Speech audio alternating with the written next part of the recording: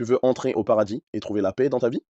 Alors reconnais et respecte Allah, le roi des rois, seul digne de notre reconnaissance et de notre révérence, et suis le prophète, celui qui l'a choisi comme exemple pour les hommes qui vivront après sa dernière révélation. Sinon, toutes tes prières et tes actes, même les plus nombreux, resteront sans valeur. Et je vais t'expliquer comment les réaliser correctement. Avec sagesse, donc reste connecté à SES. Le deuxième pilier de l'islam est la prière. Elle occupe une place centrale dans la vie du musulman et repose sur plusieurs conditions essentielles. La première est la purification, étape indispensable avant de se présenter devant Allah. Une autre condition importante est l'entrée de l'heure de la prière, mais ce point, nous le développerons plus tard.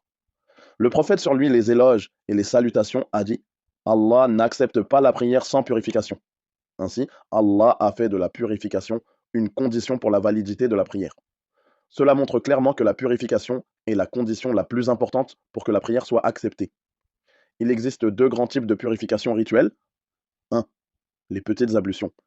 Elles sont bien connues car on peut facilement voir les gens les pratiquer. Elles ne nécessitent pas de découvrir ses parties intimes et se font généralement avant la prière. 2. Les grandes ablutions. Il s'agit d'un bain rituel obligatoire lorsqu'on se trouve en état de grande impureté. Ce type de purification est moins connu car il implique de découvrir ses parties intimes et de se laver entièrement. À cela s'ajoute l'obligation d'enlever toute impureté physique du corps, des vêtements ou de l'endroit de prière. Sans cela, la prière n'est pas valable. Cependant, il faut préciser une chose importante. Cette obligation s'applique uniquement à celui qui est capable de se purifier. Car si une personne est dans l'incapacité de faire ses ablutions ou ses grandes ablutions, alors sa prière reste valable. C'est un principe fondamental en islam. Il n'y a pas d'obligation lorsque l'on est dans l'incapacité.